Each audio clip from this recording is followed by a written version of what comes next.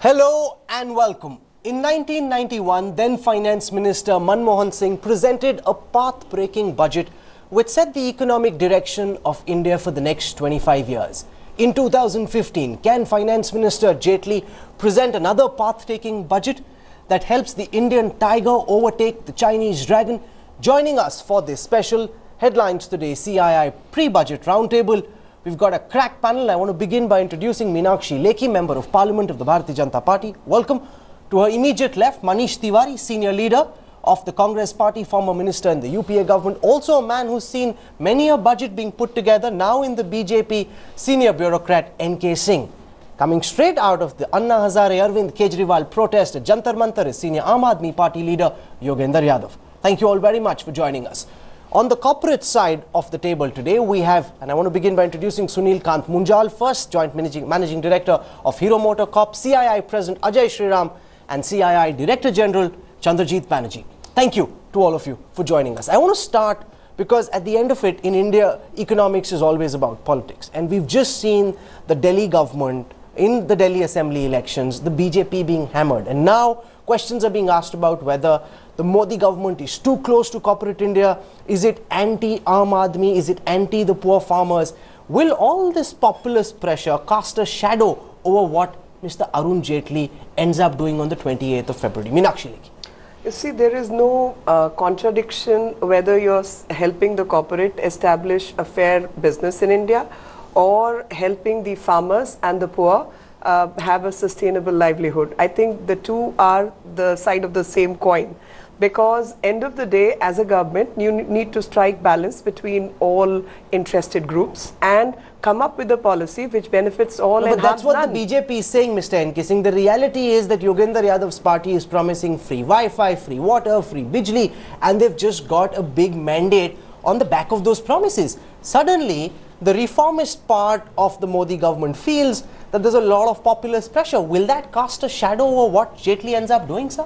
I don't think so, because very frankly, anybody who with the rudimentary understanding of economics will readily concede is that all paradigms of distributive justice is predicated on the broad assumption that the size of the cake grows and grows fast, because the converse is a quagmire of a low-level equilibrium trap.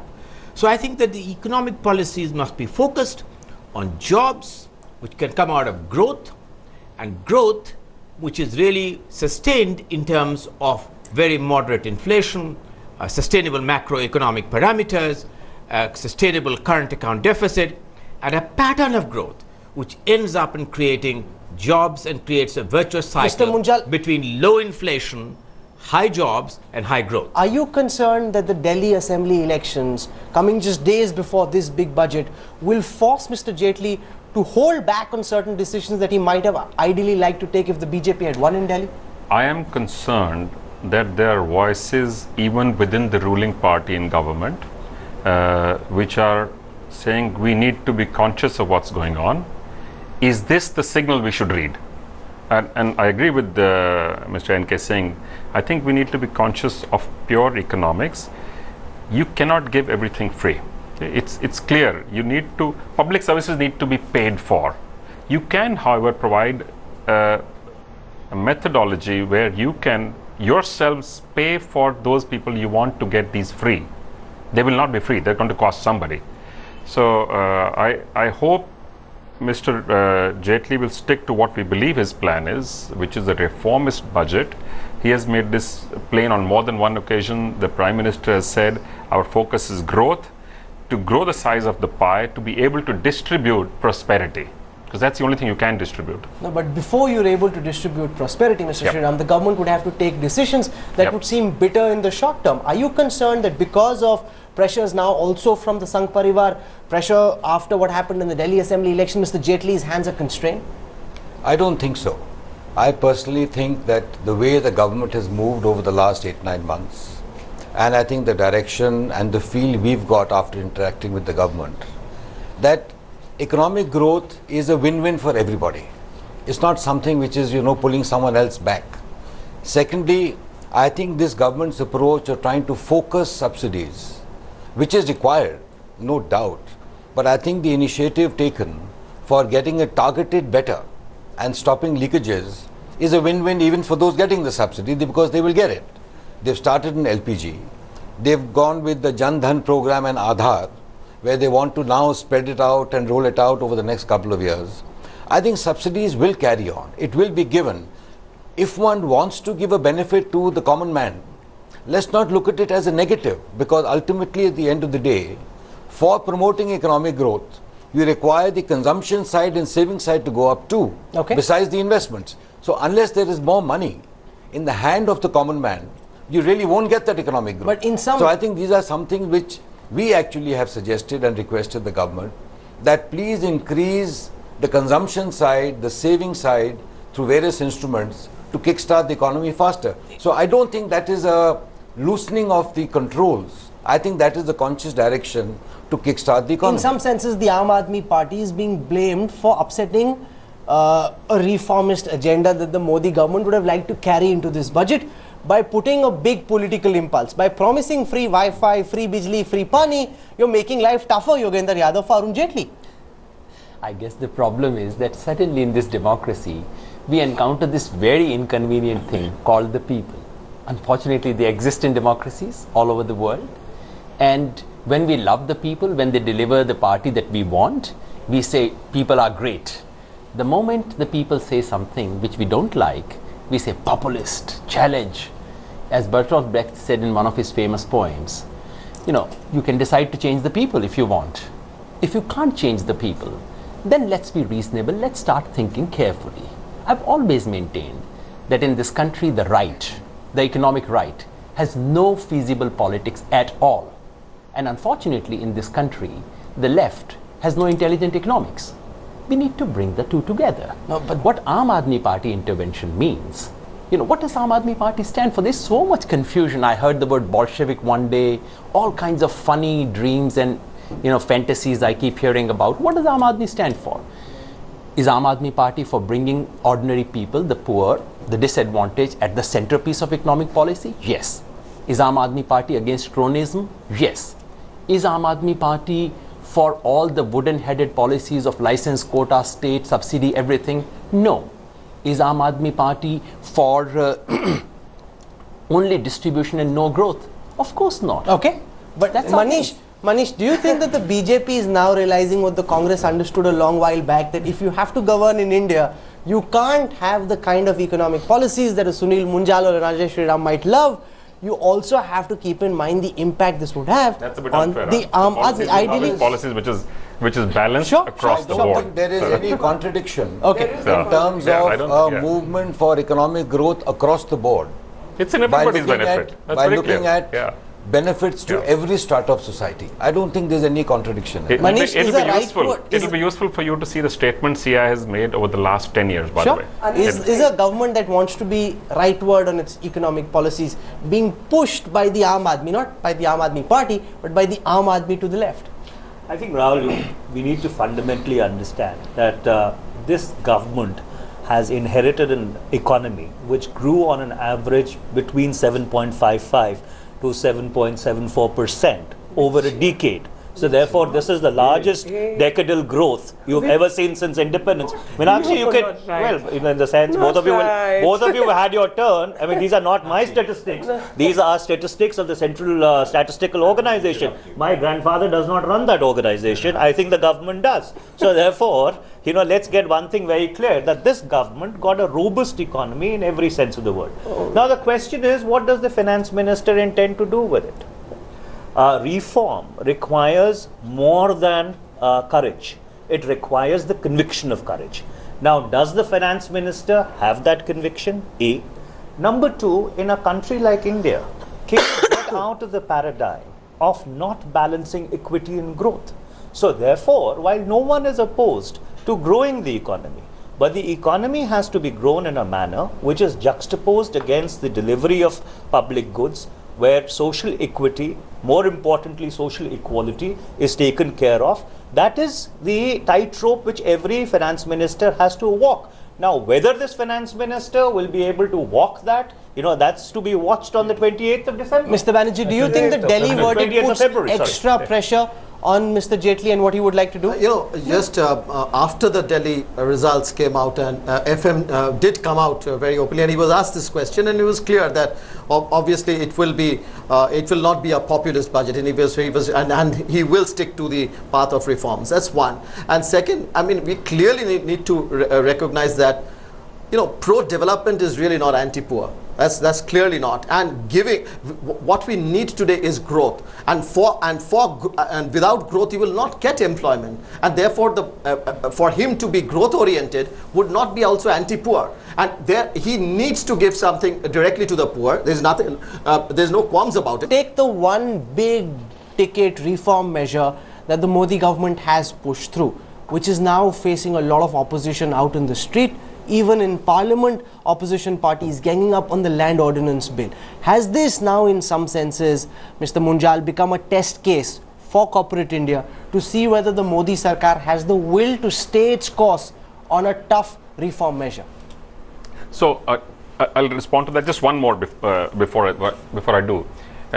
Economics and policy making in India has for a long time been left of center. Okay? And I think in a country which has 200 million people who don't get 2 square meals a day, it needs to be and probably will stay left of center for the foreseeable future. So I don't think there is a debate. I'm just going back to your point. I don't think there's a real debate there actually, because you need to be able to find ways to distribute growth. Okay. Coming back to your second question, I think I would be seriously concerned if we start to go back on some of the moves of making things which will help the economy grow tougher. We just tried to make it a bit easier by making some changes in the Land Acquisition Act. I'm not sure how many people realize what the Land Acquisition Act did actually. Nobody says you want to deny compensation to people who are rightfully deserve, who currently own lands which get taken away and then used for other economic activities.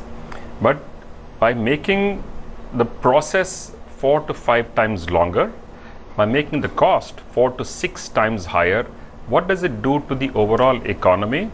The ability to set up manufacturing and other industrial enterprises, the ability therefore to create jobs where you want to distribute the prosperity which comes to these. You're saying you would be very concerned if there's any I would be concerned if there's any stepping back on this. Manish Tiwari, the opposition seems quite convinced that they will be able to get the Modi Sarkar to eat crow on this by forcing significant amendments in the land acquisition bill. Well, it's not a question of making anyone eat crow. You see, fundamentally, let's go back to the process of the land acquisition bill. This was a bill which was in the works for 9 long years. It started during UPA 1. It lapsed when the Lok Sabha got dissolved. It was reintroduced, examined by standing committees, examined by a select committee after that. And I recall in the August of 2013, when this bill was being passed, the opposition, then led by Mrs. Sushma Swaraj, moved amendment after amendment in order to take credit for this bill. So therefore, this bill had broad cross-party consensus. And in fact, at the standing committee stage, I'm sure the input of the industry would have also been taken. So what's fundamentally changed between the 2013, between the August of 2013 and the February of 2015, that you've done a complete 180 I mean, actually, therein lies the biggest challenge for the Modi Sarkar. You are the ones who brought in this most stringent amendments, and now suddenly you want people to believe that all of what you did in the last Lok Sabha was incorrect and that this bill is draconian. See, there is, let me tell you something First, do you accept that you're boxed into a corner on land acquisition? No, I'm not. No. The protests out on the street. How does it matter? Opposition is united. No, opposition may be united and protests may be there. BJP members are already saying that they're willing to consider amendments. Considering amendment is part of democracy. There's nothing wrong. No, but that means essentially a significant dilution, which is what people on this side of the table are saying they wouldn't like to see. Whether it is a significant dilution or not, I mean, I have to be headstrong to push my way even if I'm wrong. If somebody points out something is wrong and there's a better method of doing the same thing, so you're accepting that you passed in the ordinance, I am saying as of now, which you now believe are wrong. As of now, whatever was there, we brought it on the table. if there are certain changes which require... So you're accepting there will be changes? I am not accepting. I am but saying, your how do I spokespersons have know? already said this. I am saying something else. The RSS is putting you under pressure. I am saying something else. Please allow me to finish my sentence. If bill is going to be passed just like that and there will be no discussion, no debate, what is this democracy all about? The idea is either you convince me or I convince you. Whichever is right will go through. But that's a new tune, Yogendra Yadav, is it not? They earlier pushed this through an ordinance. No, now they want to listen to all different voices. Why not? Why not? And I'm pushing it still. No, but you could have done this in the first instance. No. Then why did you rush through with an ordinance? I'll tell you why. Why the rush? $100 billion are waiting for investment in this country. But none of them have come because they wanted to see the ordinance become law first. Obviously, none of them will come. And do you want that money should go to other countries? Do you want that money to go to is the BJP in a corner on land acquisition? Do you want that money not to come to India? It's in corner for one small reason and one deep reason. Small reason is the sheer hypocrisy of it all. They give grand speeches in the Lok Sabha, Sushma Swaraj and Rajnath Singh. If you listen to their speeches, I mean, both my colleagues sitting here should be under the table right now if they listen to their own speeches given a year ago. No, but that's a bit of hypocrisy. Why? Sir, I'm talking about speeches given by Sushma Swaraj ji and Rajnath Singh ji, both of who are your ministers today. Yes. If you listen to their speeches given a year ago, you should not be even opening your mouth right now. That one is a question of hypocrisy. I mean, Can I please complete my Why is he bringing in that? But that's important. These are your ministers. They take a certain position. Your party goes and does a complete U-turn. Is he going to abide by Anna Hazare all the time? Should he not listen to him? Are you saying Sushma Swaraj is Anna Hazare or Rajnath Singh is Anna Hazare? For him. Who's Anna Hazare? I am saying if he's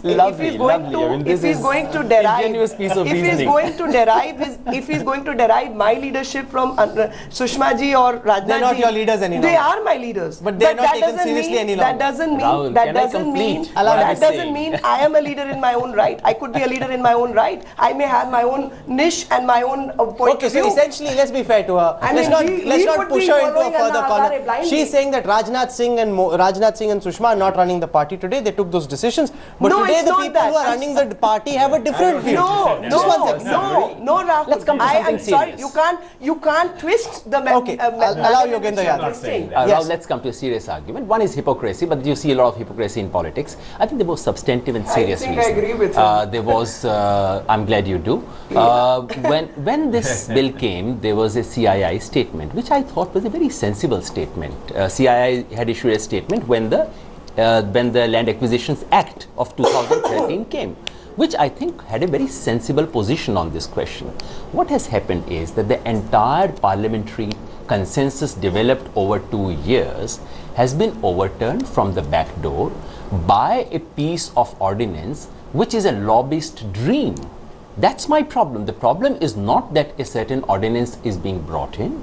The problem is not that 2 years consensus is being changed. If you have some problems, point it out. There are procedural difficulties. They've been brought out by some governments. By all means, correct some of those procedural difficulties. By public sector has pointed out some of those difficulties. For everybody. Let's correct some of those difficulties. But in the name of tweaking some procedural flaws, if you open a hole which is bigger than the original act itself, it is abrogation of the act. Land in India per se is a very emotive issue, and we can continue for the next half an hour discussing land acquisition. But I also want to shift the attention back on the general budget. This was just to see whether land acquisition will create roadblocks and troubles for Mr. Jaitley and the Prime Minister. One of the country's most respected corporate honchos says that things are not moving fast enough, that things are just the way they were in the UPA regime. Deepak Parekh, quoted by PTI, says, after 9 months, there's a bit of impatience creeping in as to why no changes are happening and why is it taking so long to have effect on the ground. Sunil Munjal, do you agree with Deepak Parekh? Partially. See, what happened is when this government came in, the expectation was very, very high. And people thought by magic something's going to start happening from tomorrow. And interestingly, the government did start meetings that very day. Day one they started. For some strange reason, and I've not understood this, this government, which had so much communication as a run-up in the run-up to the election with the media, completely shut the door once they came into government. I know there's a lot of work going on, and I know because I've been in plenty of discussions with government, with senior officials, etc. There's a lot of stuff going on internally in the government, but they seem to have chosen to communicate only things they have completed and finished and only announce those. I'm not sure why, but I think public opinion, you cannot allow public opinion to turn negative. You have to tell them what you are doing. You have to show them that this is what is going to happen tomorrow, in a month's time, in 6 months, so that people can actually support this kind of a move forward. And by the way, there is a lot of good work going on. So Chandrajit Banerjee, why does Deepak Parekh feel that things are not having an effect on the ground, that no changes are happening? No, it's not that no changes are happening. That's absolutely not a factual statement. If you will see that, you know, you can't see numbers on the ground from day one. It's a process. And that process is on. And you need to know. I mean, pretty much correct, like what Mr. Munjal was mentioning. There are several things which have been done. You have touched the labor law. You have touched the Companies Act. There are things which have moved on the ground to make business simpler, to see to it that there is an ease of doing business. Investment plans, according to the CII survey, have come on to the boardroom discussions. People have numbers in the boardrooms being discussed in terms of investments that are going to be made. So there has been a huge change. It's like Arun Shourie, it's not only Deepak Parekh. Arun Shourie said that I can hear that there's some food being made in the kitchen, or they're saying that there's some food being made in the kitchen. Thaliyon ki awaaz to bahut aa rahi, khana bhi aaye to dikhega. Mr. Shriram, do you agree that there's no food, there's only rumbling about what's cooking in the kitchen? I'll put it this way, I think everyone wants things to go faster. There's no two ways of that. Whatever pace you take up, someone will still say. But you agree that they're not going fast enough? No, I think they're moving at a good pace with a lot of thought out effort going in. Let's look at it factually. In 8-9 months, the amount of initiatives this government has taken is not small. It's across the board in various areas, including in the social sector, or Swachh Bharat and toilets, etc., which is very much needed. Now, I can tell you on skills, I know so many companies which are already starting skill development at a much higher level than what was done 1 year ago. These are activities which are happening. If one looks at only investments, the real position on investments is when you approve a project of 500 crores, 1,000, 5,000, whatever number it is.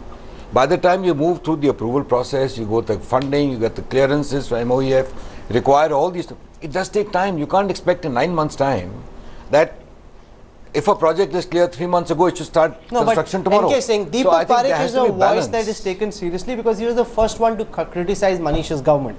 When others in corporate India were still hedging their bets, not openly attacking the UPA government, his is the first voice that came out. And a lot of people privately, even from corporate India, say that they would like to see things move faster. The BJP government's not moving fast enough. Well, very frankly, I think that Deepak might have had a not so pleasant anecdotal experience, which I don't want to go into. But surely somebody of the... You're saying it's personal spite that made him say this? No, not personal spite. It is possible that he may have heard one or two... no, but he's speaking to so many different episodes, one or two episodes which may or may not have brought a very favorable picture. But I think that Deepak is someone who has served in the system, knows the system long enough to know two things. First, he would be the first one to recognize, or should be the first one to recognize, the huge leads and lags from changes in policies, procedures and processes before outcomes can come. He would surely have known, having a huge exposure of the bank and having worked in the power sector, that a huge amount of stranded assets in power, a huge amount of stranded assets in other segments of the economy, in highways, have made a decisive progress in the last few months in terms of simplification of processes and procedures, in terms of the speed with which bureaucratic decisions are being taken, in terms of freeing up the non-performing assets of bank in an exceedingly significant manner. So I am somewhat surprised of how he has come to this conclusion, and I must say the ground level reality of an average investor is that he sees decisive change and he sees very credible progress. Because Manish jumped in immediately after Deepak Parekh's comment to say that corporate cheerleaders of government are venting and blowing. Is this not policy paralysis? I thought he was paralysis? a cheerleader of Deepak's government, a cheerleader of Manish's government, and not our cheerleader. So well, I think you didn't hear the comments of this. He was your cheerleader. Look, the fact is, Rahul, that we handed over an economy which was robust on fundamentals. 6.9%, that is your own estimate. People who had to invest your money difficulty, your difficulty is, Meenakshi, the moment you find any truth which is inconvenient, you start getting antsy. These are not my numbers. No, these are numbers put out by your government, by the Central Statistical Organization. 17.3% was the share of manufacturing, and if at the end of 9 months, yeah, those are your numbers. Your government put it out. Go at least read your brief properly. No, but investment pipelines had dried up. Corporate India had lost faith in the industry. The difficulties, it went from 12.9 to 17.3. So therefore, please go and read your brief and don't get antsy. You know, when I quote a figure from your government. This is not the High Court or the Supreme Court. So both lawyers are having a go at each other. So therefore, the short point. The short point that I want to make is that if Mr. Parekh stands up and says that nothing has changed in 9 months, well, we handed over a robust economy. If they've not been able to take it to the next level, that is their problem. No, he's saying, Meenakshi, I don't see the ease of business changing so far. Okay, now let me just tell what has changed. From one flag hoisting to another flag hoisting, we have had 11.5 crore bank accounts opened in this country. 60 to 70% of which don't have money in them. That's right. So, money... Come on. By the government's own figures. But this is a process. No.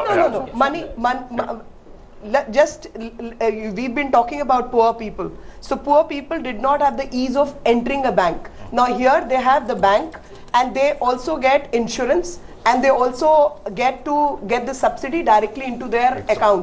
So I think it's a powerful game changer that 11.5 crore bank accounts could be opened in this country within a span of few months. So that is the first change. The second change is we've all heard about the coal block allocations. We've all about 204 licenses being cancelled. Considering that the power which is being supplied at certain rate has to come down. The ease of extracting coal from within the country needs to be made available. The e-auction which has happened has raked in about 1 lakh plus 9,084 crores or some such amount only after 14 mines have been auctioned and rest 204 still to go. So this also has changed. But are these not big steps, Manish? The fact that you gave them out for a penny, GST, now the government is raking in lakhs of crores for having e-auction coal, for example. Let me. And GST, GST, nothing's happened so far. We are working on it. Yeah, that's what I'm saying. So I'm a breaking story that he's announcing GST will will happen. You're working on it now. After opposing goods and service tax for 10 years, after linking it to externalities, after saying that criminal cases should be withdrawn, that is why we'll allow the GST to go forward. Now they're working on GSTs. And I didn't say this. The former Prime Minister of India said this. In conclusion, Mr. Sriram, what are the 3 things you would like to see the Finance Minister do, which would make you believe that Delhi hasn't been a factor, the pressure on land acquisition hasn't been a factor, and he's done what will help set the Indian economy back on the growth track? 3 things if you ask. I would say first is fiscal consolidation. I think that's very important to give the backbone to the economy, and this will take into account 2 things.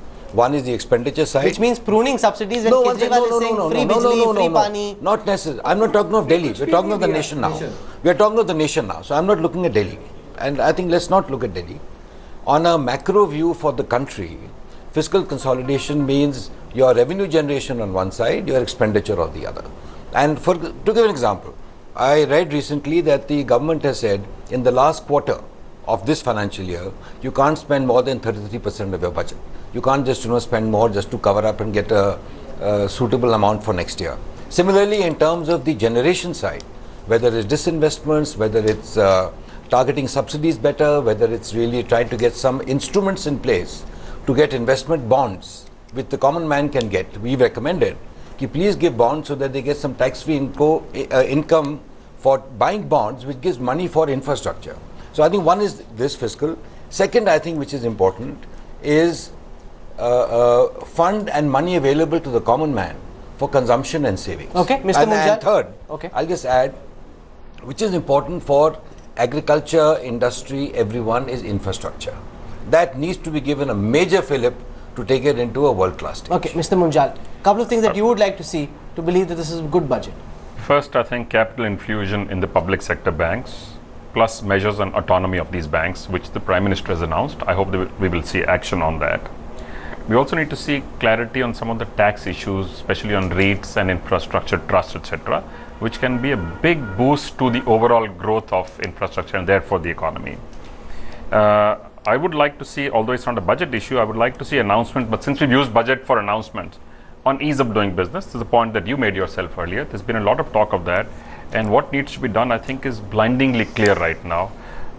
We hope we can see the actual actioning of that in a short period of time. The government incidentally has accepted our full recommendation.